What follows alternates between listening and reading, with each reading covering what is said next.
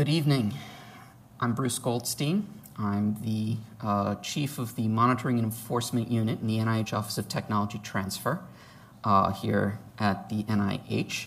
And I'm going to be talking to you tonight about technology transfer. Now, as a subject, because it involves things like laws and patents and things like that, most scientists approach tech transfer believing either it's going to put them to sleep or send them screaming into the night. And for all I know, this might.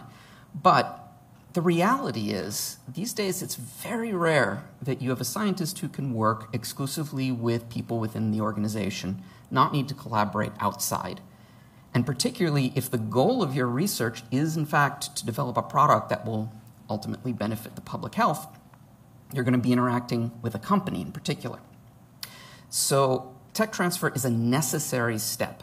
And in this regard, I want to clarify there are some people who use tech transfer meaning moving the technology to make a product from one manufacturing facility to another. That's not what I'm talking about here. This is more the interactions between organizations. So let me get into it. What I'm going to talk about tonight first is an overview of what is tech transfer. And then I'm going to go into forms of intellectual property, the main ones anyway. Patents, the highest profile, but also copyrights, trademarks, and trade secrets. Then I'm going to move on to the transactional agreements that enable collaborations and development of new products. And in the end, give you kind of a bottom line wrap-up to show you the results of tech transfer, why it is that it's so important that people engage in it, and engage early and often, as they say.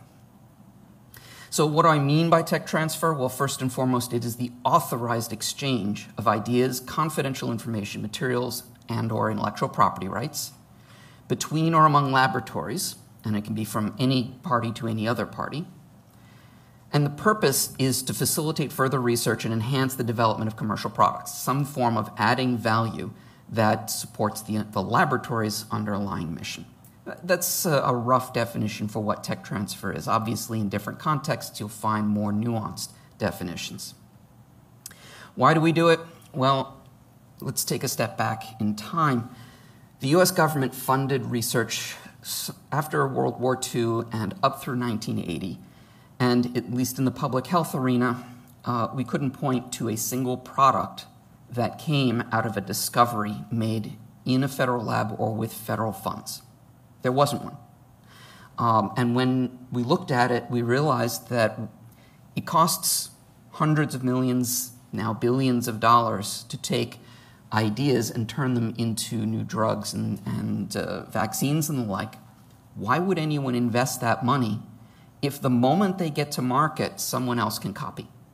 They'd never make back their billion-dollar investment. So people never did it. So in 1980, Congress changed the paradigm. And in this case, although that phrase, a paradigm shift, is overused, this one is. They consciously said to both the federal agencies and to those funded by the U.S. government that the point of doing all this work is to enable the universities funded by our work and those who want to come to take licenses to government inventions, that we actually can realize the economic benefits of it. Now remember, before 1980, we were also in an economic malaise, a couple recessions in the 1970s, and Congress was openly looking to stimulate economic development and job growth. So they passed two acts. One of them, the more famous, is the Bayh-Dole Act, which talks about the universities and other people receiving federal funds. They get to keep their invention rights, subject to some strings, and the Stevenson-Weidler Act that looked at the federal labs. In this 1987, Congress made a second paradigm shift. This regards CRADAs, which I'll be talking about later, but the basic idea here is, as a general matter, when a federal government lab invents, they have to announce it to the public and offer competitive, allow people to compete for that opportunity to license. Well, why would someone collaborate with the federal government if we can turn around and take our invention on their product and hand it to their competitor? So nobody collaborated with the federal government. That was a problem. Since then, there have been several updates and adjustments to these acts, but pretty much that's the framework of tech transfer in the United States. And a number of countries around the world have looked at our model and have begun adopting it for their own. Now, tech transfer involves a variety of parties, a variety of players, and layers of interactions. You see here just a sampling of some of the various players: so scientists, management, legal, patent offices, other tech transfer offices, academia, companies, the FDA and other regulatory agencies, and of course, Congress. Within the NIH, we have 27 research institutes and centers. The sizes here represent roughly the size of their tech transfer activity. We also have collaborations with the FDA and CDC, and we are coordinated in my office, the NIH Office of Tech Transfer. Most of the tech transfer work at the NIH is done at the individual institutes and centers level. They negotiate most of the agreements, and they now handle the patenting and licensing. But in addition, we have to interact with a variety of other offices throughout NIH. And so the path is not necessarily simple. It depends on what the project is. So let me drill down a little bit more and talk about the different IP types, because it's those IP types that typically are of most interest to companies. So there are 4 major categories in the United States: patents, copyrights, trademarks, and trade secrets. If you ever actually got into intellectual property law, you'd find out there are a good dozen more esoteric forms, but they're not really very important unless you're in one of these niche industries. So what are the differences? Well, patents protect new embodiments of useful ideas, plans, and designs. So there are actually 3 different kinds of patents. And they last, roughly speaking, about 20 years from when you file your application, your earliest application. And when you file improvements, they all expire on the same date. So you can't just string them out. For copyrights, they protect original works of authorship that are embodied in a tangible medium of expression, a very dense sentence. I'll be breaking that apart a little bit later. But the key there is original works of authorship, and the term is normally the life of the author plus 70 years. That's a very long time, but there's a good reason why it's a long time, which I'll be getting to. Trademarks. Trademarks protect marks that identify the source of goods or services that are in the stream of commerce. And they last for as long as the mark is used in commerce. So for those of you who are fans of beer, Bass Ale claims to have the oldest continuous trademark of 400 years. I've never checked, I don't know, but it certainly gives you an idea for the potential. And then there's trade secrets, definitely the neglected child of the group. It protects commercially valuable and protected information for as long as the information remains secret and valuable in fact. And as Ben Franklin is attributed as saying, 3 can keep a secret if 2 of them are dead. So take that as you will. So why do we have these things? Well, for patents and copyrights, less so for copyrights, but they do share these same sort of policy goals. First and foremost is the societal trade-off, or what lawyers call the quid pro quo, this for that.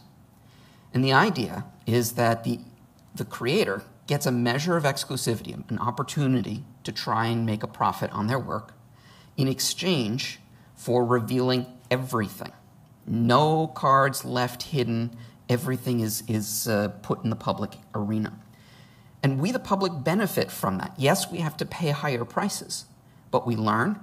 We can figure out what is and isn't covered.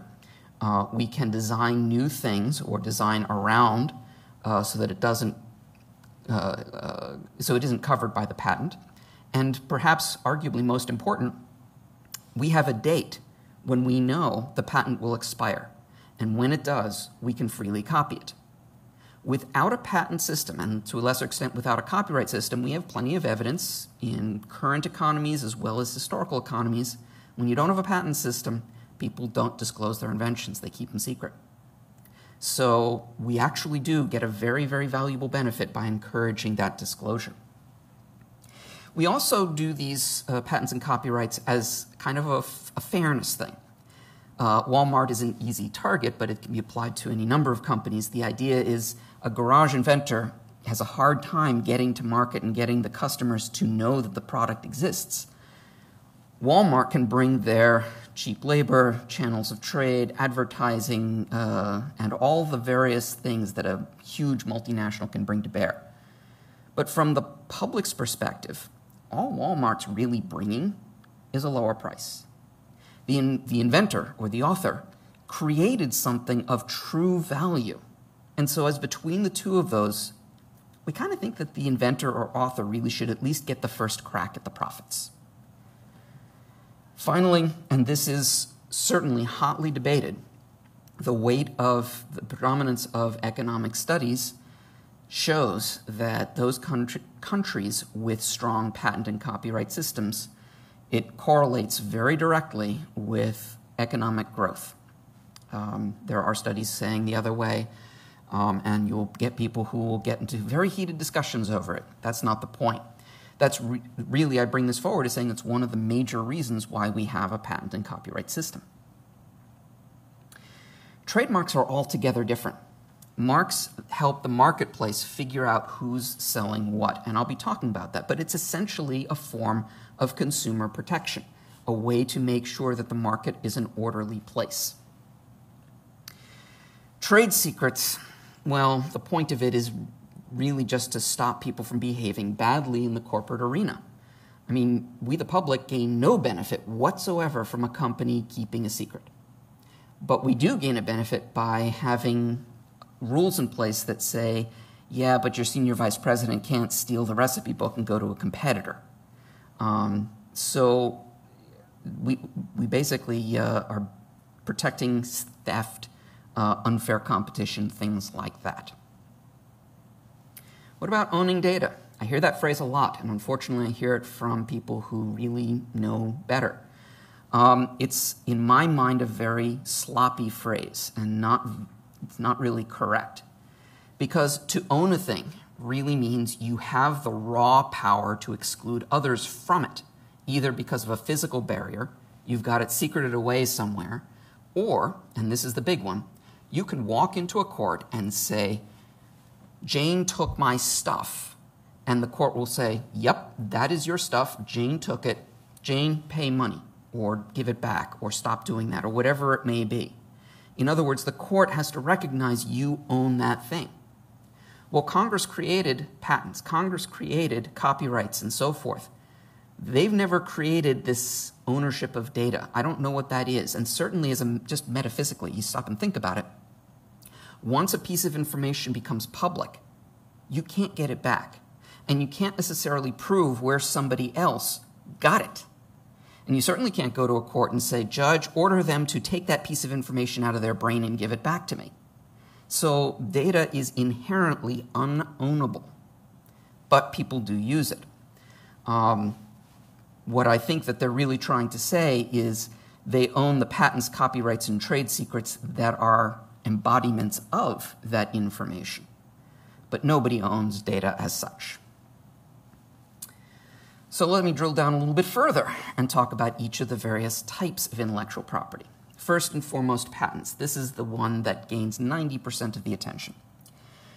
So what is a patent? It is a government-issued document granting its owner the right to exclude others, that's lawyer speak for block or bar, from making, using, selling, or importing the invention for up to 20 years.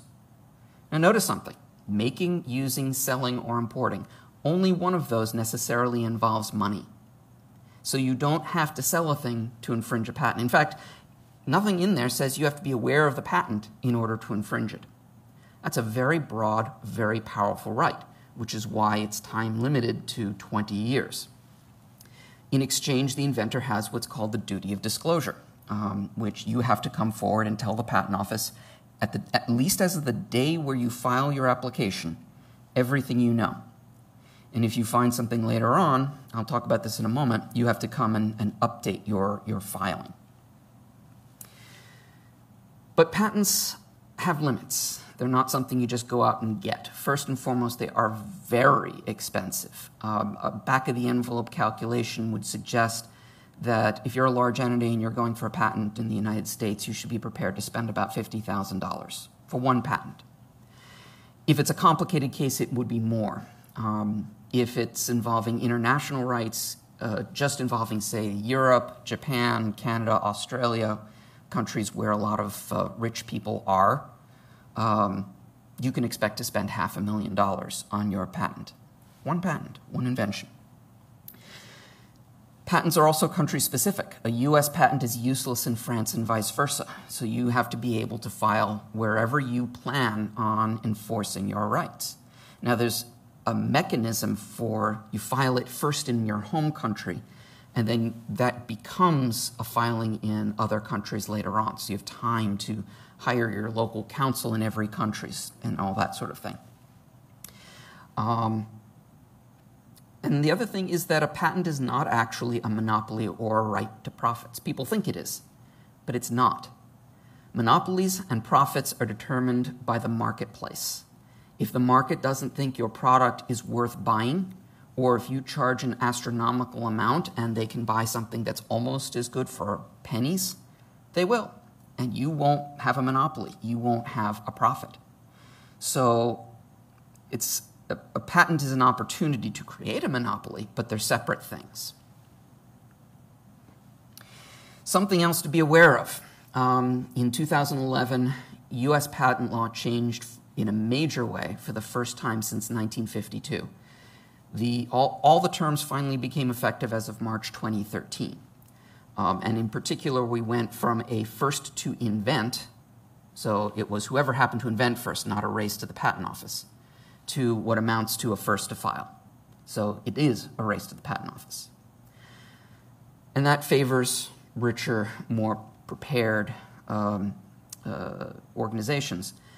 But in the biomedical arena, if you're going to participate in it, you probably are already operating under a first to file because that's what most of the world does.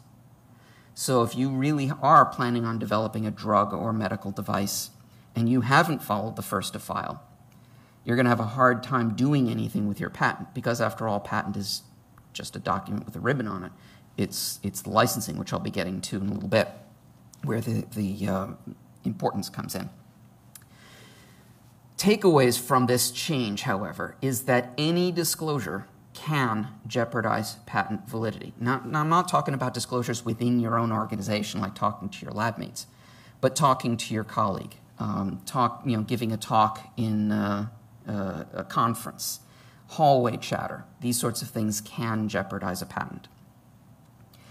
In the United States, we do still have a grace period of 1 year from when you make that disclosure, but it's only for your own disclosures. If somebody else discloses your invention, and they're not like your collaborator, then your patent rights are gone. So there really is a race to the patent office. It's very important. Now, there are some musts to patents. First and foremost, an invention must be one or a combination of a machine, a composition of matter. Here we're talking about a chemical or a mixture of chemicals. An article of manufacture. This is sort of a catch-all category for anything tangible that isn't a machine or composition of matter. Or a method or process, like a method of making something or a method of using something. Or, as I said, some combination. An invention must have at least some clear, substantial, and specific use. It can't just simply be, I claim a chemical. To do what? I claim this chemical to treat breast cancer. It must be novel, that is to say, never disclosed. And this is where things get messy, is it must also be what patent lawyers call non-obvious. Now, in this case, obvious doesn't mean what you think it means if you would look it up in, say, Webster's Dictionary. In this case, obviousness means the quantum of difference between your invention and all the stuff that came before. And what would a person of ordinary skill in the relevant field think about that difference? Would they think it's trivial, or would they think it's substantial? That argument is that's the bulk of the argument. When you go to the patent office, you apply for a patent. Patent office comes back and says, no, because all these articles in your field show that your invention is really just a minor improvement. And then you come back and say, no, but wait. That argument can take a long time. For some of the applications, it can take anywhere from 6 months to 5 years. Again, depending upon just how complex the invention is, how many different variations on the theme you have, improvements, and the like. But the time frame is a very long time for a good reason, because that patent is very powerful. The Patent Office makes sure you're only claiming what you're entitled to claim. And finally, a patent must contain a sufficient written description, and patent lawyers call that an enabling disclosure. In other words, as I said, the duty of disclosure, you got to tell people how to make and use your invention. You can't hide the ball. And you got to give it in enough detail that somebody could take just your patent, go to their lab, and using your patent, figure out how to make and use your invention. It's got to be that precise, that detailed, that complete. If it is, then you get your patent. Now, there's some myths I want to bust about patents. First, and most commonly I hear, is that people think naturally occurring things like a genome can be patented. No, they can't. In fact, the Supreme Court recently was very clear on this point. So if you were walking down a path in a garden, pull a leaf off a tree, chew it, your headache goes away, you can't patent the leaf, you can't patent the tree, you can't patent the tree's genome. You can't even patent the gene that produces whatever the compound is that makes that compound, because the compound existed before you came along.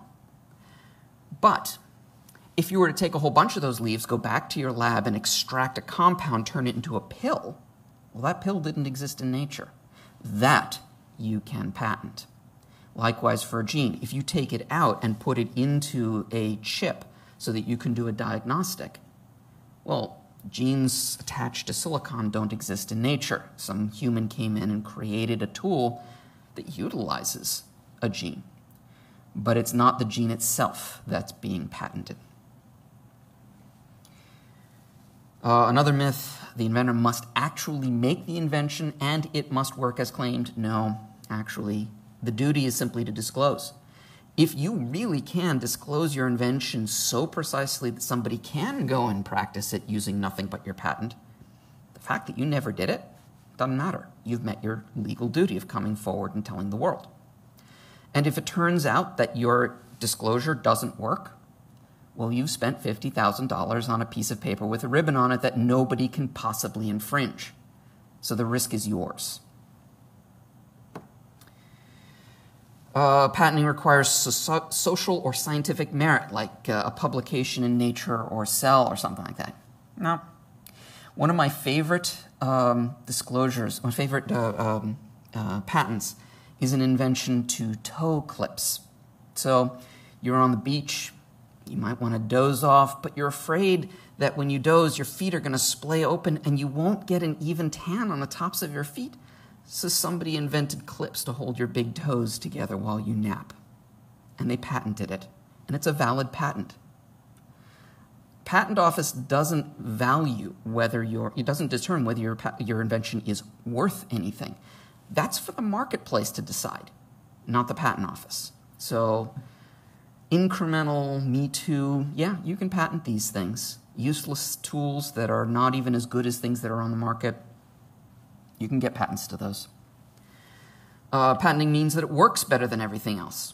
Nope, it just has to work. Patent inventions are safe to use. Nope, there are a whole bunch of very valid patents to drugs that are toxic. There are patents to explosives and firearms. All kinds of unsafe things. They just have to do what you say they'll do. Casual conversations with friends and colleagues have no impact on patent rights. I know I already said that. I need to repeat it. People keep forgetting it. No, any conversation you have needs to be, if it's not within your organization, it needs to be under some sort of explicit duty to keep that conversation secret. And again, repeating myself because it needs repeating, that the inventor need not disclose everything to the patent attorney or patent office. I've run into so many times when an inventor, oh yeah, my competitor's paper on my topic, yeah, sorry, I forgot to give that to you. No, that's bad. If you knowingly just fail to disclose something, the patent office calls it inequitable conduct, but a more vernacular version is fraud. And there are a lot of penalties for that, so please don't. So how does the NIH handle things? And the NIH's patent policy, I'm telling you this, but many universities have virtually the same policy. First and foremost, publication is still the preferred means of getting the invention out there. If you can get the invention used just by telling the world, do it. Don't spend 50 grand. Don't make everyone jump through hoops of having to take a license. Just tell them and let them go forth and use your invention. Patents really are a means of incentivizing the investment. It goes back to what I said about the paradigm shift. We use patents where if we don't, nobody's going to invest. Quite simply. If your invention is fully developed, like for example a surgical technique, again, there's no need to patent these sorts of things. Just get it out there. We also have an imperative. To the extent what your invention is a tool to enable research, we don't tend to patent those. We insist that those be shared, and shared among researchers as freely as is feasible. That's a very lawyerly way of saying, yeah, we understand there are times you might need to put restrictions on it, but try and keep it to a minimum. And that includes imposing a royalty. There are times when we do, but for the most part, we try and get research tools distributed as broadly as possible without charging them for anything. But how do you know whether something's a research tool? Well, who's going to buy it? If your primary market is going to be researchers, and it's probably only going to be useful for a few years, maybe 10 years at the outside before the technology moves beyond it, fully developed, these are the sorts of characteristics that suggest it's a research tool. And examples of that would be animal models, drug targets, and all the things you see up there. But you also have to be careful. Like any rule of thumb, it doesn't always work. And an antibody is a great example where it can be used both as a research tool and as a diagnostic, as a therapeutic, as a vaccine, and the like. So you always have to think about every invention to decide what it is. Now, as I alluded, patents are not the end of it. In fact, many people blame patents for all kinds of market problems, like high prices and the like. No, it's not the patent's problem. The patent is a piece of paper with a ribbon on it. What you're really concerned about is how do people license it? And a license is an agreement not to enforce the patents. If you license it responsibly, there are no market failures. It's when people start abusing the marketing position and being obnoxious, that's the kind of behavior that causes the problems that get everyone upset. So how do we handle it? Well, first and foremost, we have a preference for non-exclusive license. About 80% of our licenses are non-exclusive. We also, Congress told us to, favor small businesses. About half of our licenses are to small businesses, including a number of licenses specifically targeting startups. We do grant exclusive licenses, or partially exclusive licenses, where the point of the exclusivity is to create the incentive to invest. So therapeutics, vaccines, some diagnostics, and some medical devices. If you need to invest, if nobody's going to invest without that exclusivity, sure, we'll grant an exclusive license. Within our licenses, we have a number of terms that we always include in terms of, first and foremost, making sure that the scope of the exclusivity is appropriate, that it's as narrow as we can get it, but still gives the company room to grow their business and develop products. We include benchmarks that say, look, as of a certain date, we expect you to start your phase 2s, phase 3s, file your NDA, and first sale.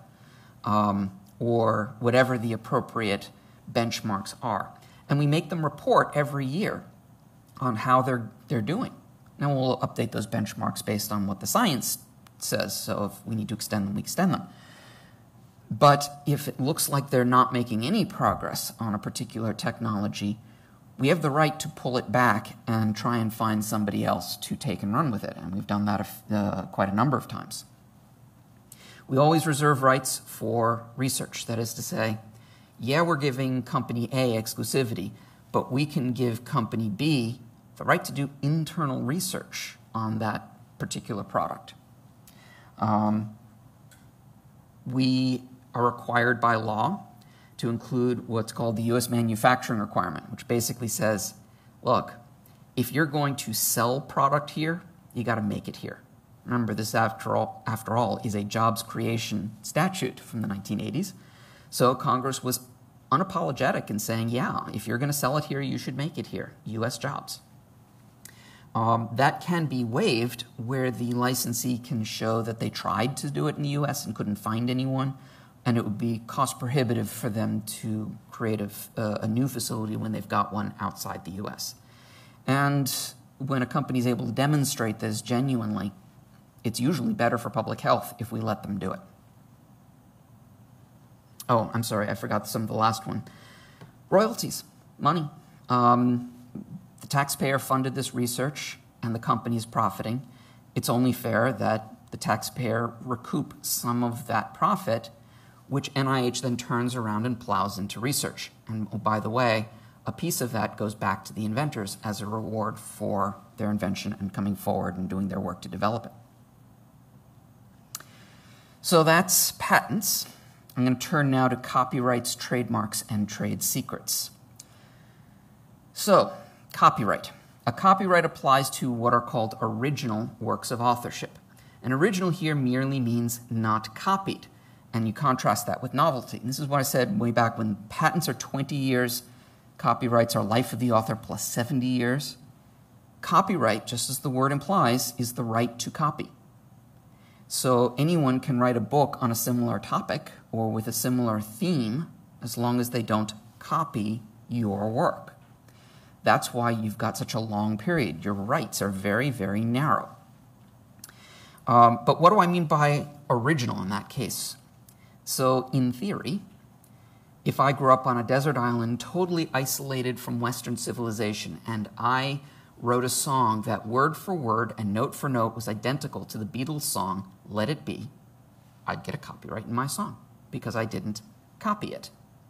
Of course, in reality, if I tried to sell that song, Apple Records would sue me and I'd have a very hard time convincing a jury that I never saw their very famous song. But in theory, that's the way copyright law is designed to work. If you did not copy, you're entitled to a work, even if it is identical to a prior work. The other leg of that, though, is that it must be fixed in a tangible medium. That is to say, the moment you lift your pen from paper, the moment you hit save on your computer, or you click the shutter on your film camera, or whatever else you're doing, the moment it's fixed, there's a copyright. With a patent, you have to go to the patent office, apply for it, and you don't have a patent until the patent office says you do. For copyright, it's not the same. The moment you lift your pen, it's done. It exists. Now, whether you can meaningfully enforce it is another matter, but at least in theory, that's the way it works. Certain things cannot be copyrighted. Raw facts or data. Well, I kind of already alluded to that, but the mere fact that I am the first person to write down my phone number doesn't give me a copyright on my phone number. It's a fact, and anyone can copy a fact.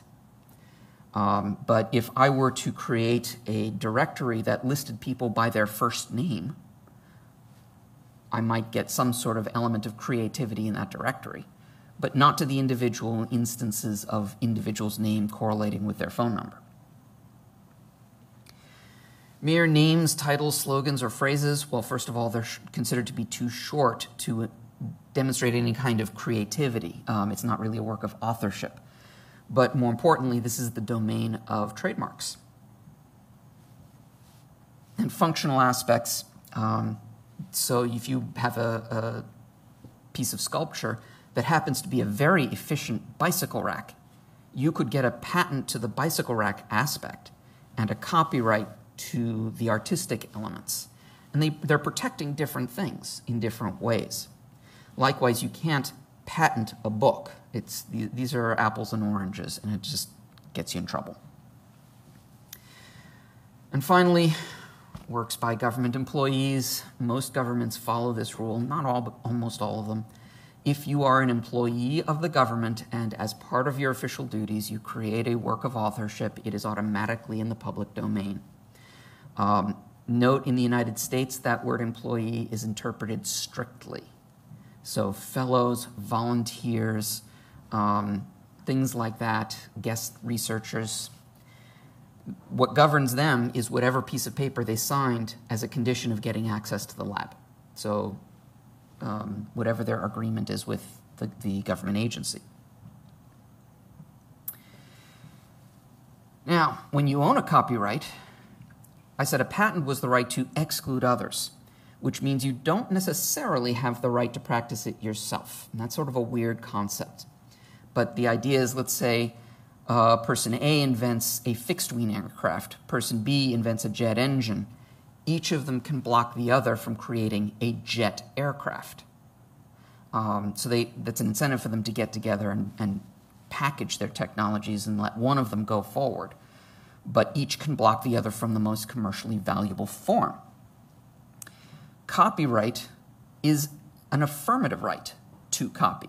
You own the right to make copies. But in particular, copying includes more than just this list, but these are the big ones. To duplicate, and that includes duplicating into another medium. So if you scan a document, that's a copy. To make what are called derivative works. This is where you change it in some way, but it's still basically the original work. So edited versions, translations, redactions, updates, remakes, all those sorts of things. Now you can see that over time you might make enough changes that you're basically creating a brand new work. Where's that line? I don't know. Let's ask a jury. It's going to be very fact-specific. To distribute, even for free. So yes, the NIH can infringe a copyright by simply taking somebody's work and putting it on the web for free. To perform or display publicly. This is for things like statues or musical works, things like that. Software, there are some cases that suggest, yes, that's also public performance or display. If it's copyrighted, then you are the only one that can do that. Now, just to clarify some things. Copyright laws and treaties have changed a lot. Unlike patents, I know of at least 5 major changes, overhauls to U.S. copyright law in the last 40 years. And what law applies to your work depends on when you wrote it, when you disclosed it, and other details. So if you're wondering, if you got a piece of paper, what copyright law applies to it, you need to go to a copyright lawyer, one who specializes. So what I'm describing tonight is really the state of the law today. Registration. So the U.S. Patent and Trademark Office is part of the U.S. Department of Commerce, so it's within the executive branch. It answers to the president. Copyrights are handled by the Library of Congress, and they answer to Congress, not the president. So you can actually get the Librarian of Congress and the Commissioner of Patents disagreeing with one another on what should be intellectual property policy of the United States. That's usually very amusing. But getting back to the clarification, you do want to register your work with the Copyright Office. Now, I said copyright exists the moment you lift your pen from paper, and that's still true. But if you ever plan on enforcing your copyright, you will need that certificate. What's more, if the infringement happens before you register, you have to prove how you were harmed and how much. So you're going to bring in an economist.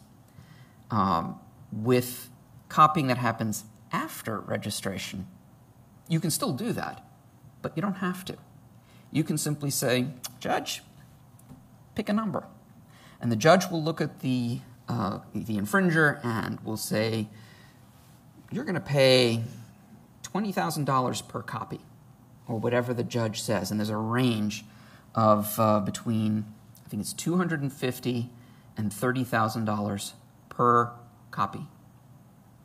And you don't have to prove that you were harmed at all, and then you're still entitled to these damages. So you want to register. Formal notice. This used to be a very important thing. That's the little C in a circle, the year that it was written, and who owns it. That used to be critical. It is no longer important. Every work is presumed to be copyrighted. But it's still a good idea, because if you can prove your work had that notice in it and they copied it, you get a much better chance of convincing the judge to pick one of those higher numbers. And as I said, the term of the copyright equals the life of the author plus 70 years. And that changed. It changed because of a law pushed by the late Congressman Sonny Bono, specifically to benefit the Walt Disney Company, to enable them to extend their copyright on Mickey Mouse. So as you can imagine, this became the Mickey Mouse Law. But the Supreme Court ruled on it and said Congress can pick whatever number Congress thinks is an appropriate time. So they punted. Enforcement. I already mentioned filing suit. If you're ever going to enforce it, you have to get that certificate. If you don't have that certificate, you're going to get kicked out of court. You may still have to defend whether or not that copyright is valid. So basically, when you send in a certificate, when you register, all you do is you send in a form, a check, and a sample. And there are rules about what a sample is. And then somewhere between 6 weeks and 11 months, depending upon their backlog, you get a little certificate with a ribbon on it. Congratulations. That's it. Copyright Office basically makes sure you're not registering a work that was already registered, but they're not looking to see if you copied anything. They're not looking substantively at it. There are also some defenses. So I mentioned that if you have the affirmative right to do all those things, that seems pretty onerous, pretty rigid and harsh. Well, Congress said, all right, so there are some exceptions to that. First, in music, anyone can do a cover of anyone else's song. You as the author can't stop someone from doing that cover, which is why, your favorite heavy metal band, you heard them played by Muzak on an elevator, and you must have thought, oh, they sold out. No, they didn't. They didn't have a choice. Muzak had the right to go and make this cover of the heavy metal song. But it's not a free license. They still have to pay the owner of the copyright a royalty. Software is another big one. Originally, software owners were putting really onerous rules about making copies and saying you can't make any copies at all. Congress came back and said, stop that. First of all, when you take a DVD of software and you put it into your computer, that's making a copy. You're copying it from the CD into RAM. You're allowed to do that. It's not copyright infringement. Likewise, you're entitled to make a backup or archival copy of software that you buy. If let's say you get a copy of tax preparation software and you're done with it for the tax year and you want to give it to your brother-in-law, you can do that, but you have to delete it from your computer, at least technically speaking. I don't think anyone's got an easy way of figuring out if you don't. And then there's the big safety valve, fair use. Fair use is when, yes, you're doing an infringing copy, but the reason you're doing it benefits society. So criticism, comment, news reporting, teaching, scholarship, research, parody, these are the classics. It's not an exclusive list. But basically, if you can say, look, this is a socially good thing to do, then you're safe. But it's not a free pass, because in order to raise this defense, you're pretty much admitting your hand was elbow deep in the cookie jar. And it's not up to you whether you think it's fair. It's not up to the copyright owner whether they think it's fair. It's up to a jury. whether they think it's fair. So you're trusting that they will agree with you. That's pretty darn risky. And my general advice is, if you think you're on one of those situations, pick up the phone and call. If it's a genuine, bona fide, fair use, the other side's going to say, of course. And if they kick up a stink and say, no, I don't want you to do that, maybe you should be sitting there and rethinking, do I need to use this? Can I do something else? Because almost always the answer to that last question is, yeah, I can. I can get around this by not copying their work. In the context of government, if you work for a federal government and to a similar extent state governments, you have to be aware about procurement. Basically, you have to think about what you want when you buy. So sometimes programs will say, I want a company to make me a copy of this software, and it needs to do these things. But they neglect to tell the contracting officer, the one who's negotiating the agreement, and I intend to make this software available to everyone else so they can do it too. Well, if your deliverable is a copy of the software, that's all you're getting, not the copyright. Copyright stays with the contractor, unless that's what you negotiate. Now, with the government, the other thing that's with the United States government, even if we had them assign the copyright to us, Congress did not give us the authority to charge people a royalty to use our copyrighted works. So the number of times when we really need to own the copyright, pretty narrow. The National Library of Medicine does enough software where they need to control versions and be able to go from vendor to vendor nimbly. That's one of the rare instances when it's used frequently, when we require the copyright owner contractor to assign it to us. And that's not typically the rule. And just to reiterate, we, the government, can be sued for infringing a copyright or a patent. We can't be stopped. They can't get an injunction against us, but we do have to pay them for the privilege of using their copyrighted and patented works. Trademarks. What is a trademark? A mark is more generic, and I'll explain why. A mark is any word, phrase, logo, symbol, shape, number, letter, color, sound, scent, or other device or combination. If I left anything out, let me know. That serves to identify the source of specific products in commerce and to distinguish them from similar products sold by others. If you only learn one thing about trademarks, it's that underlined portion. Because 9 out of every 10 or more questions in trademark can be answered by saying, which answer best serves this function? If it helps the marketplace tell things apart better, that's the answer. Now, once again, functional and purely descriptive things, these are not eligible for trademarks. The functional part, that's patents. And purely descriptive things, well, that's the First Amendment. You're allowed to say whatever you want to say. You can describe a thing. You can't trademark something and then stop people from using a word in the English language. So those are just right out. Now, there are 4 types of marks, which is why I'm calling them that. First is a trademark for goods, a service mark for services, pretty straightforward. And then you get 2 other types that are a little weird. First is a collective mark. Collective mark means I'm a member of a group that provides a good or service, or a collection of goods and services.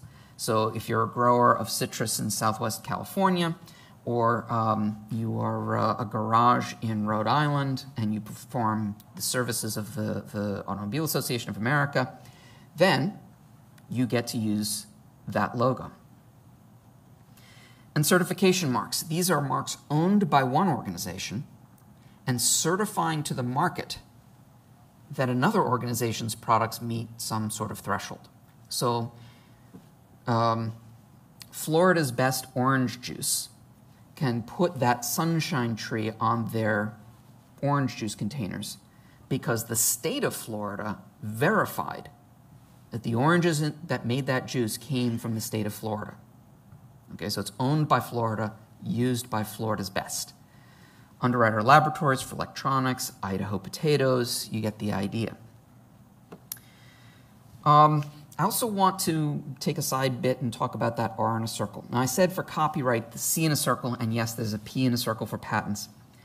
Those marking your products is very important, and there are rules for how you do it. But when it comes to trademarks, this difference makes a huge, doing it right makes a huge difference. So the R in a circle means you've gone to the Patent and Trademark Office, the trademark side, and said, I want to register this and be the exclusive one to use this mark on this product in the United States. And if the trademark office says, nobody else is using it, you're good to go. You get that R in a circle. And that gives you an awful lot of power in terms of being able to, say, go to the ports and seize goods before they enter the United States. You get much more presumptions when you actually go and sue somebody, and you get more money when you win. TM and SM for services, that's a placeholder. That's where the company is saying, world, this is my mark. I'm claiming it. Now, do they have a mark? Maybe they do. If that mark helps to the marketplace figure out who's selling what, the fact that they didn't yet go to the trademark office, that doesn't necessarily say they have or don't have a mark. So the TM is a claim, the R is, yeah, you do. Oh, and one last point there. For patents and copyrights, it's you're creating the work that generates your ownership rights in it. For a trademark, it's not the product, it's your use of the product, actual use of the product in commerce. You don't own the mark until you start actually using it. So in the patent and copyright side, there might be some advantage to securing your registrations before you disclose. In trademark, it's the exact opposite.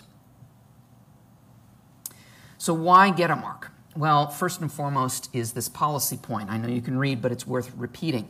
Easily identified trademarks reduce the costs consumers incur in searching for what they desire. The lower the costs, the more competitive the market. So you think about it. You go down a supermarket aisle and you have a conversation, you can say the soap aisle, and you have a conversation with yourself, something like, you know, the last time I tried Safeguard soap, I got a rash, and I really don't like the way Irish Spring smells, so maybe I should try something mild this time. How about Ivory? You stop and think about what you just did. You use trademarks in lieu of actually doing market research on each of those products every time you shop. Walk down that same aisle and you see bin after bin after bin of soaps. To figure out what to buy, you'd have to wash your hands with each one.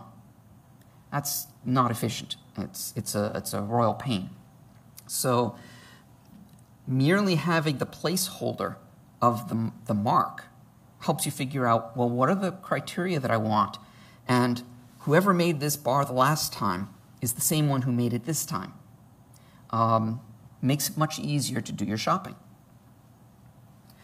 It's also a measure of quality assurance and a proxy for goodwill. So think about it. When you go to McDonald's, just to pick on them, if you have when you love them or hate them, when you go into one of those restaurants, you know what you're going to get.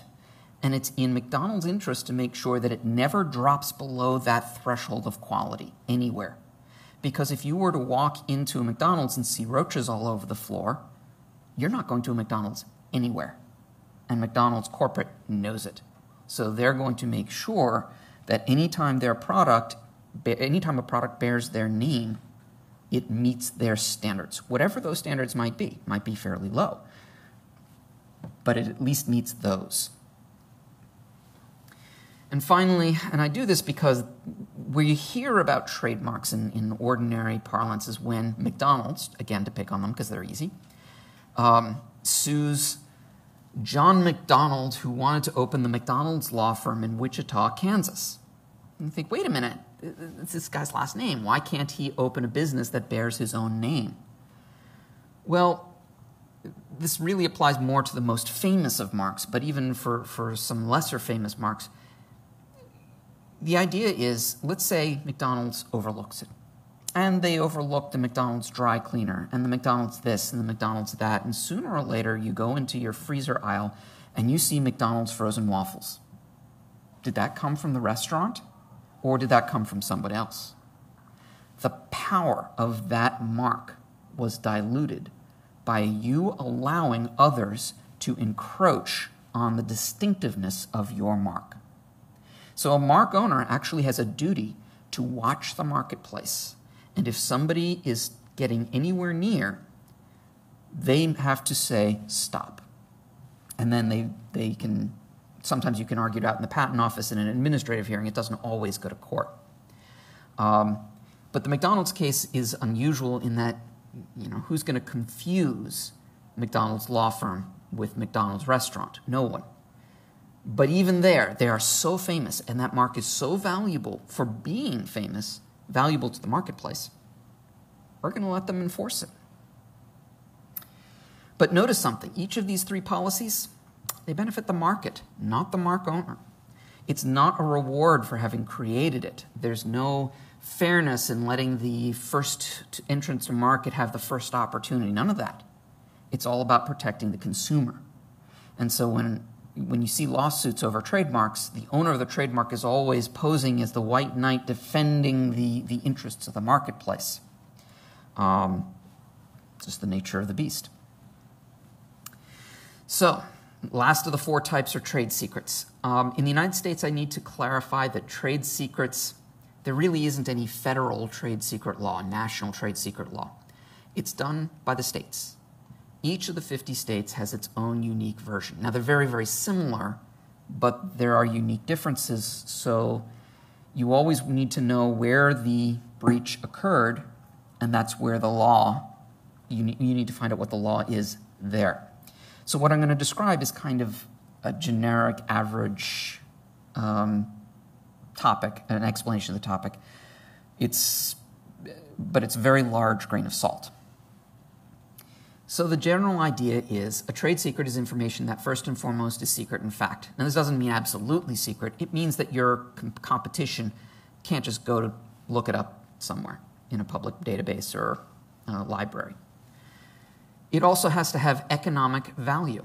So it's got to be difficult to replicate, or it gives you a profit advantage or saves you costs or something along those lines. And you, the claimant, whoever it is who's claiming that it is a trade secret, you took steps reasonable under the circumstances to keep it a secret. So if you are sloppy with your secrets, oh well, it's not the problem of the court. And you stop and think about it, why should the court make somebody else live up to a higher standard than you impose on yourself? Many trade secrets were lost because some senior vice president had one too many drinks in the airport VIP lounge and blabbed about it to somebody who happened to be their competitor. Trade secrets are very much, as I alluded at the beginning, a disfavored form because the public doesn't get any benefit from you having a secret. There has to be some element of a bad act. Now, I do want to at least flag something. I'm not aware that this is brought up very in any of the other lectures in this talk, or even if it is, it's worth raising again. Insider trading. A lot of people think that insider trading is done only by C-level employees of companies. Now, there are a number of times when university scientists who are collaborating with companies decided to trade on information about clinical trials before that information was public. And the SEC is very, very good at spotting those sorts of patterns. And it is a crime. Most recently, there was a probe into somebody at the FDA trading on information. But by the way, it's not just you yourself, but there's something called tipping as well, which is where, let's say you're a senior scientist in university and you just come home and you say, I had a horrible day. We had so many adverse reactions. We're going to have to kill the trial. It's going to tank the company. And who should be sitting at the dinner table but your brother-in-law? And the brother-in-law realizes the significance of what you've just said and goes and trades on it, you revealed insider information. And you, not just your brother-in-law, you can be held liable. So when you're dealing with companies, you need to be very, very careful. And with the company's trade secrets, you need to be careful not to disclose it.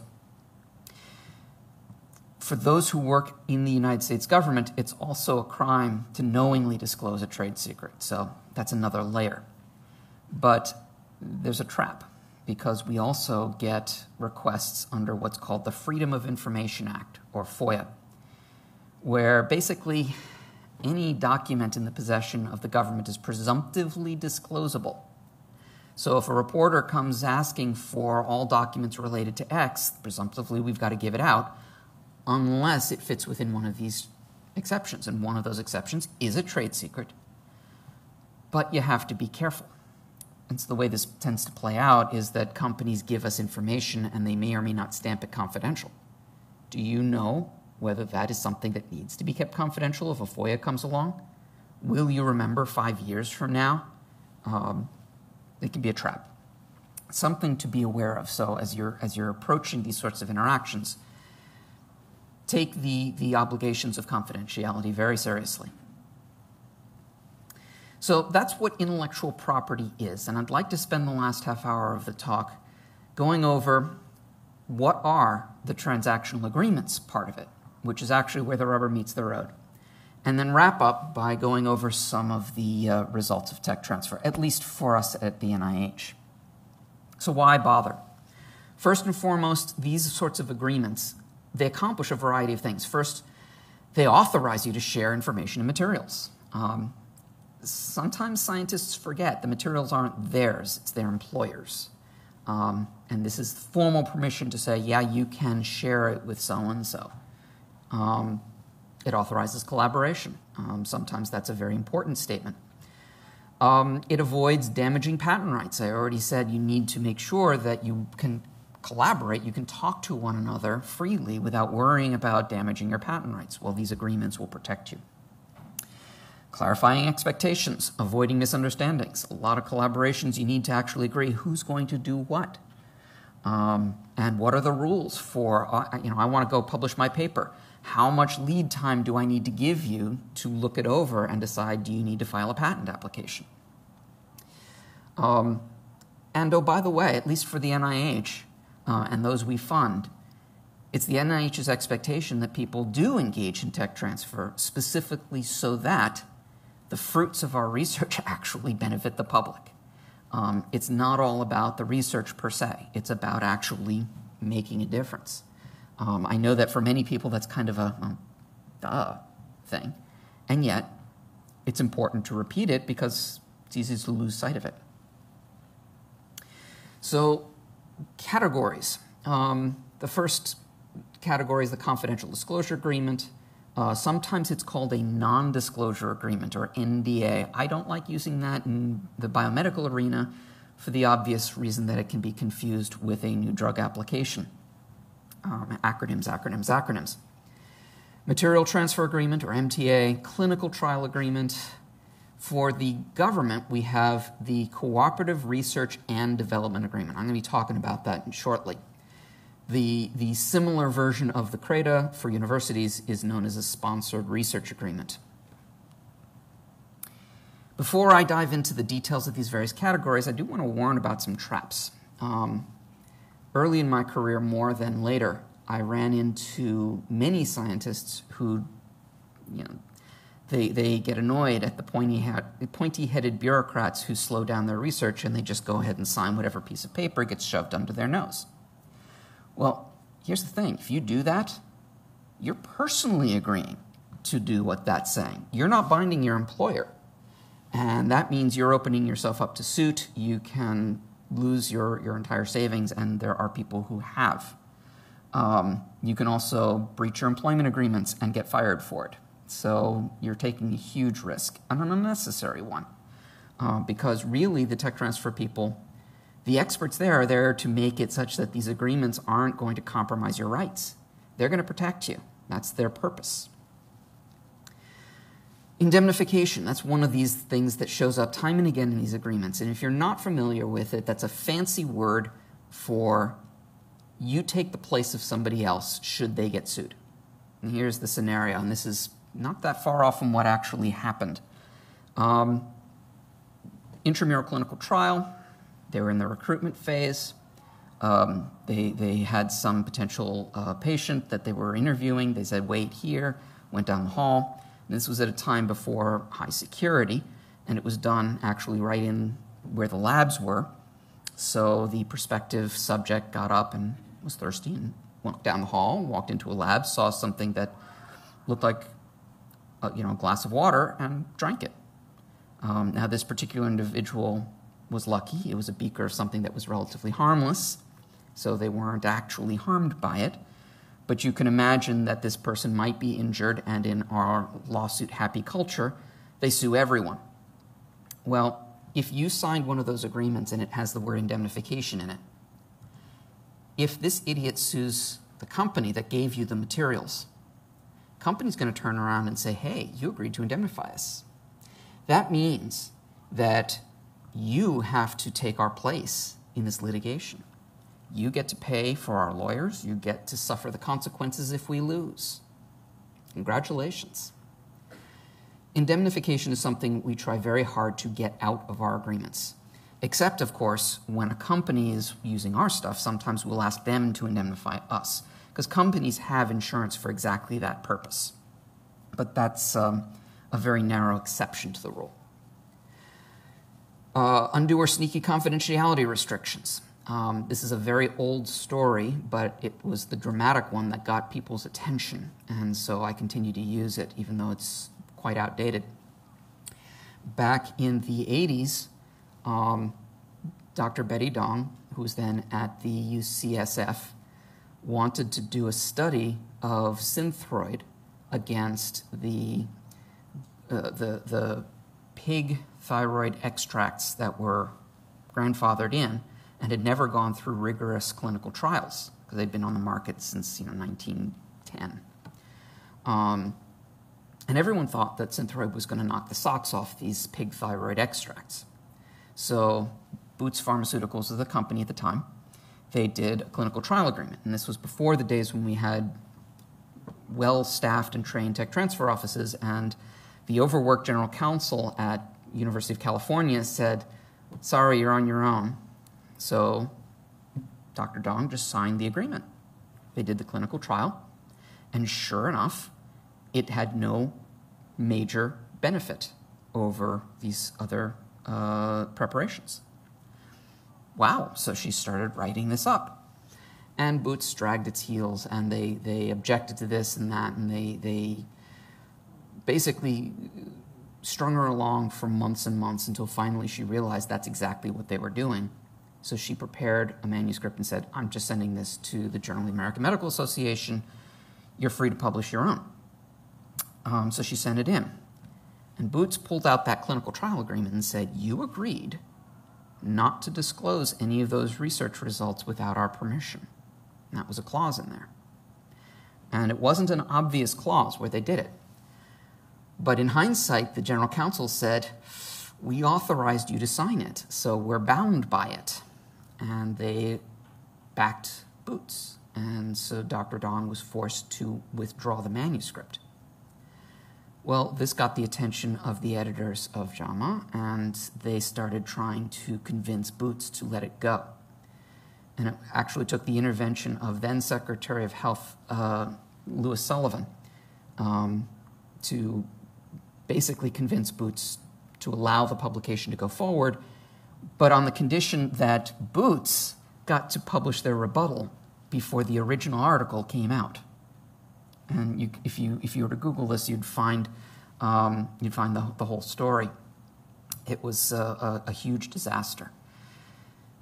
The point of many of the tech transfer agreements, one of the things that we do very carefully is make sure that companies, and they don't sneak in terms that will give them the right to veto your ability to publish.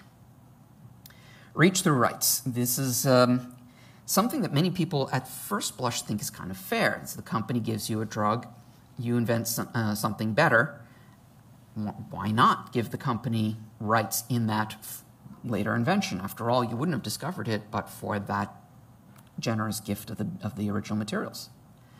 Well, the thing is, it's actually more akin to saying, I loan you my screwdriver, therefore I own the house that you build with it. It's an overreach. And there are more appropriate ways to arrange getting them their fair value for having given you this research material. But merely having given it to you doesn't mean they get everything you think of. They don't own your brains. Shelving. This is a big problem for some of our institutes. Basically, the idea is this is where a company has automatic rights to something that they then have no obligation to develop, and they just put it on the shelf. Usually because they have a much more profitable drug that's already on the market and they don't want to lose market share. So they're basically buying up the technology for the purpose of killing it. This is, again, something that we watch for very carefully. So let's look at some of the different kinds of agreements. First, the confidential disclosure agreement. Pretty simple agreement, actually. You use it when you want to share things like pre-publication manuscripts, raw data, ideas that might become inventions, and pending patent applications with somebody outside your organization. Things you'll typically see in a CDA, obviously what will be disclosed. It's important to say what will be disclosed. Duty to mark things confidential. And here's where we get into the steps that are reasonable under the circumstances. It's not Herculean efforts. But at the very least, you got to tell the recipient, this is confidential, that not so much. I run into a lot of companies that say, oh, that's just too much work. We can't get our scientists to do that kind of marking. Wah, wah, cry me a river. If it's valuable, you will protect it, and you will fire their butts if they let it go. So if you're not prepared to do that, it's not valuable. And the reality is, companies that understand that concept, they do exactly that. They will make sure every single piece of paper that is remotely possibly confidential is so marked.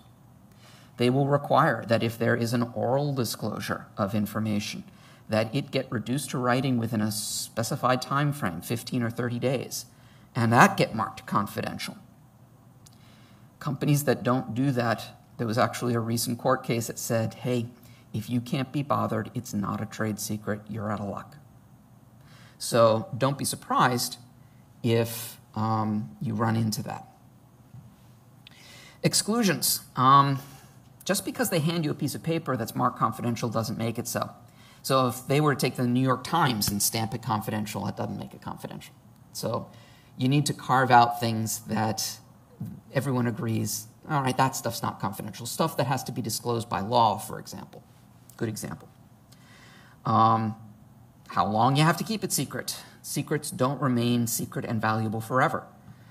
Our general approach to biomedical technologies is that if it's not made public within 5 years, chances are the field has moved beyond it, and therefore it's no longer likely to be valuable. It's not an all the time case, but that's our usual threshold is 5 years.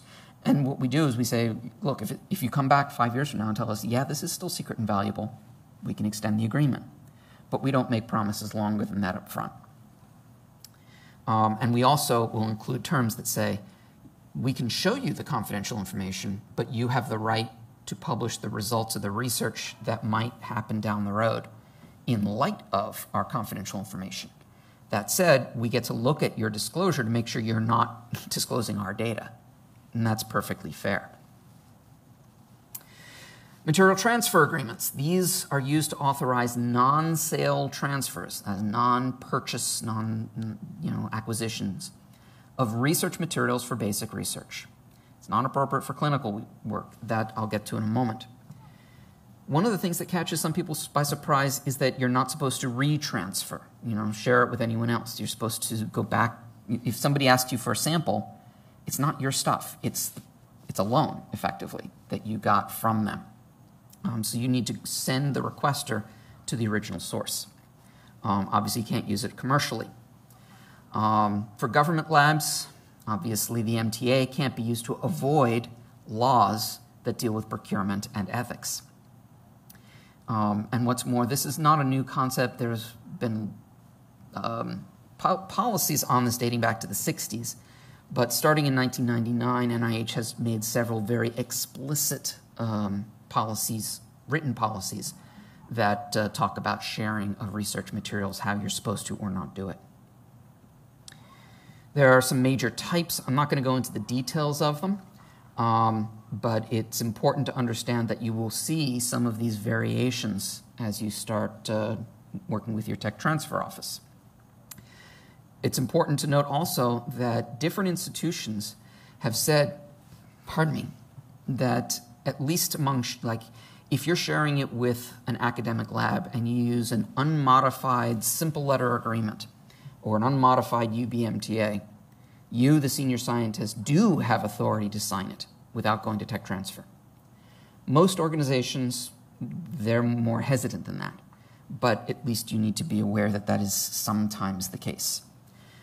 That said, if you walked up to a random employee in a company and handed them an agreement and they signed it, you can't make the assumption that agreement is going to bind the company. So why should you make that assumption if you go to your scientist buddy over at university? If they sign it, why should that bind the university? You got to verify who has signatory authority. There are some special types I wanted to flag, at least for the NIH. We have special agreements that have been pre-negotiated to deal with the very, very delicate legal and policy issues surrounding human embryonic stem cells and materials when we're sending materials of human origin out. These have extra review and approval channels. Clinical trial agreements. These are MTAs where the point of getting material in is to use it in clinical research. And these are a different beast because they go farther, a lot farther, in figuring out who's going to do what, who's going to do the regulatory duties, who's going to take care of the clinical duties, rights to use data in regulatory filings. Is there an exclusivity component to the right to use data? We can, under the right circumstances, we, the government or we, the university, can keep the clinical data that would go into an IND confidential. That's not necessarily something, the raw data is not necessarily something we would ever disclose. And we can say we'll only share it with such and such company. But we try and limit that. We don't just do it willy-nilly because of the shelving problem. What happens if they don't use it? The CTA will deal with coordination of publication, particularly for multi-site studies. But it's basically otherwise, it's an MTA. Cooperative research and development agreements. This is the one that scares people the most, and I can understand why it does, because it is both the most complicated and the most powerful. For universities, they can do whatever they want. If they're state universities, they may be limited by state law, but as a general proposition, they can do whatever they want. And these sorts of agreements are lumped together under what are called sponsored research agreements. But they share a number of criteria similar to CRADAs. So there's an analogy, but it's a limited analogy. So what I'm going to talk about for CRADAs is U.S. government only. So a CRADA, the CRADA was designed to solve the collaboration problem I mentioned at the very beginning. Companies wouldn't collaborate with us if we would take an invention arising out of that collaboration and hand it to their competitor. So the point of the CRADA is to give our collaborator a present-day promise regarding future government inventions. And we get rights in their inventions too, but it's primarily to give them first dibs on any invention that comes out of the research that the government owns or co-owns. But Congress went further. They said that you can, under a CRADA, exchange significant material and equipment. So we actually have had a CRADA where the company contributed to the NIH. They gave us an MRI. There's no limit to how much materials a company can give us. Now, we needed that MRI to do that particular clinical trial. So the company realized that this was going to benefit and it was worth them giving it to us. But we've gotten millions of dollars worth of drugs in through CRADAs. We can also receive money. and use that money to hire FTE ceiling exempt personnel. So if your lab is full and you want to do a CRADA with a company, but you don't have any people to spare to work on it, if the company chips in the money, you can use that money to hire somebody to do the CRADA work. And that person is a federal employee. It's an FTE position, full-time. It's term limited, so if the CRADA expires, the position ends. And there are rules for transitioning it so they don't just suddenly get fired or laid off, more precisely. But it is a tool that we've used a number of times to enable CRADA research. And we can do, and we have done many clinical CRADAs. But for NIH, the cornerstone is that there's actual collaboration. There has to be brain power on both sides. So the company has to, we're not a mere pair of hands for the company, and the company's not a mere pair of hands for us. These agreements, as you can imagine, they cover an awful lot of territory, and there's huge consequences. So they can take typically 3 to 8 months to negotiate. They're not simple agreements, but they are very enabling. There are some agency-specific tech transfer agreements, biological materials license. We at the NIH, as well as the FDA and CDC, we have the authority, even if there's no patent, if a company comes and says, look, I want to sell your cell line or the antibodies that your cell line makes, we can authorize that under a biological materials license, and the company will pay us based on the antibodies they sell. Work for others, technology investment agreement, education, all these things. These are all federal agreements that tech transfer offices, agency-specific agreements that tech transfer offices use. Bottom line, well, at least at the NIH, we do roughly between 3,000 and 4,000 material transfer agreements and confidential disclosure agreements a year. That's just the ones we know about. We know there are an awful lot more transfers that don't actually get captured in these agreements. But that's, we're not the MTA police. We're not going to raid your refrigerator. But at least the ones that have been brought to our attention. CRADAs, we do about 80 a year, and that's been fairly consistent over the last decade and a half. We have about 200 or so active at any given time. We do about 40 to 50 new clinical trials under CTAs and CRADAs a year, and there are over 50 active at any given time. Millions of dollars worth of drugs or in kind have come into the NIH. We also have some formalized collaboration agreements and some other 3-letter acronym agreements that we do. So we've got quite a bit of activity. You might recognize some of the drugs on the left-hand side of this table. FluMist, Havrix, Taxol, Taxix Express, Thiogen, Velcade. These are all products developed substantially under an NIH CRADA. One of those, the intranasal influenza vaccine, the original technology we didn't invent. The others we did. So we've had several major successes and quite a few minor ones, but too little time to go into them. For our intramural program, we have about 400 new inventions disclosed to us a year. We get about 100 new U.S. patents issued every year, and we do about 250 new licenses a year. Royalties vary from year to year, and we have, in the last few years, collected over $100 million in royalties. I think the figure is for last year was 140 million, but it fluctuates, so it's probably just fair to say 100 million. That represents, I think the number is actually closer to 6 billion in U.S. sales of drugs. So that's not a small piece of the United States economy, all things considered. Some of our top royalty earning inventions, as you can see, are on this list, including some things like Videx, which is DDI for HIV, the HIV antibody-based test kit, Thiogen, recombinant Thiogen, Twinrix, Velcade. You'll recognize them, I'm sure. But that's not really what we're so proud of is so much as our groundbreaking inventions. And you can see these. These are ones that we took through the tech transfer process. So either they were invented here, many of these were developed under CRADAs, and we partnered with nonprofits, universities, and of course companies to bring them to market.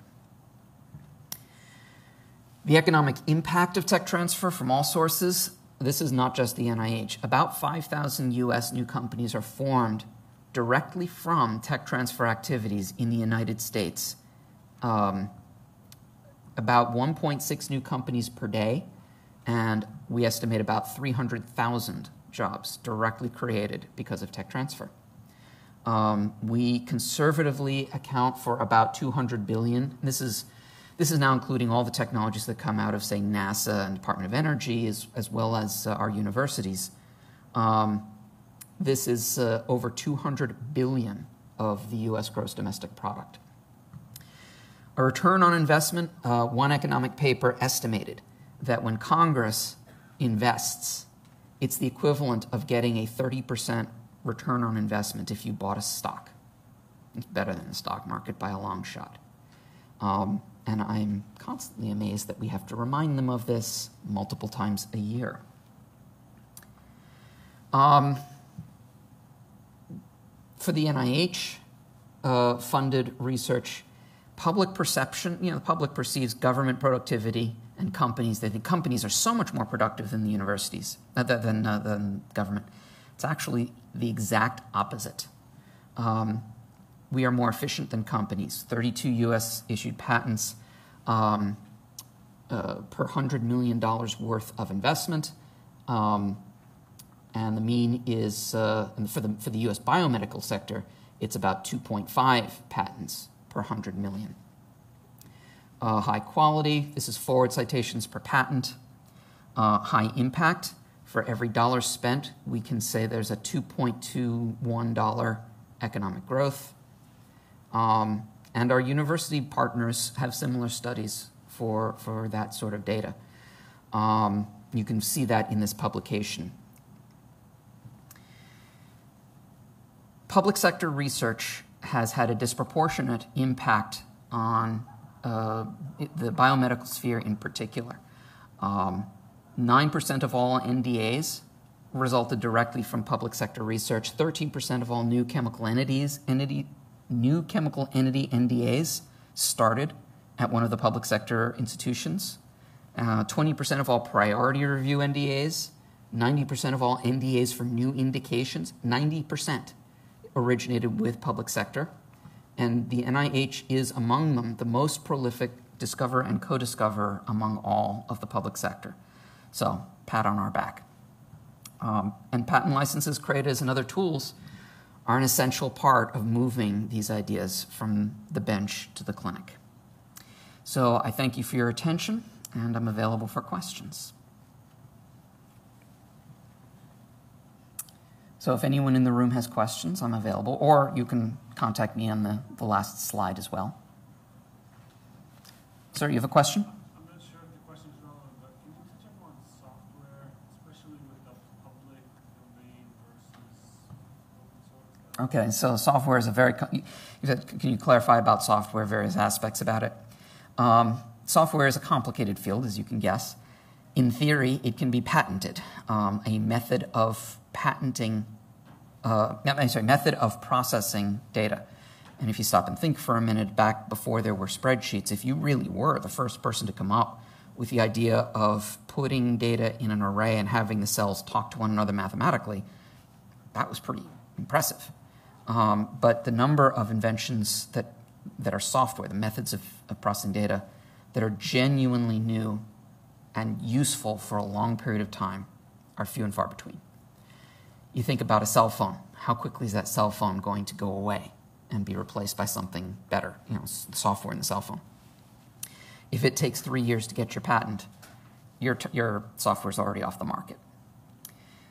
So practically speaking, copyright is the primary tool that many use. Some companies are able to utilize trade secrets to protect them.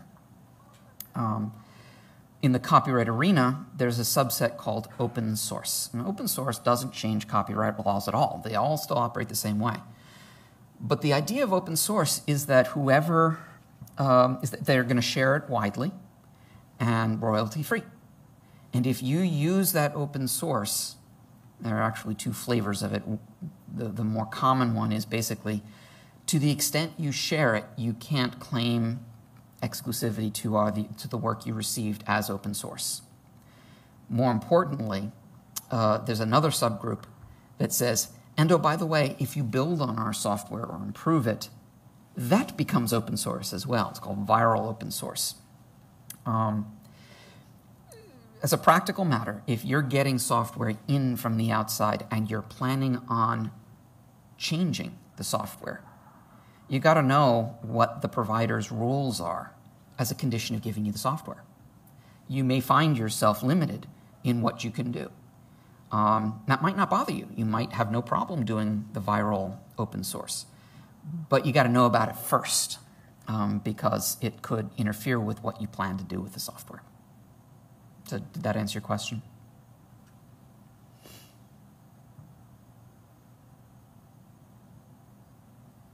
All right. Well, thank you very much, and have a good evening.